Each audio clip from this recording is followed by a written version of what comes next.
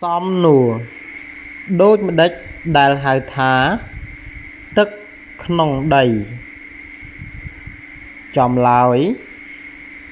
ទឹកក្នុងដីគឺជាគំនរអាកាសដែលធ្លាក់មកលើផ្ទៃផែនដីមិនស្ថិតនៅលើផ្ទៃដីហើយជ្រាបចូលទៅក្នុងដីទៅបំពេញចន្លោះ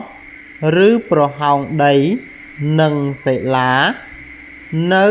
សម្បកផែនដីរួចបន្តចលនាដល់ស្រទាប់មិនជ្រាបទឹកក៏ស្ថិតនៅទីនោះ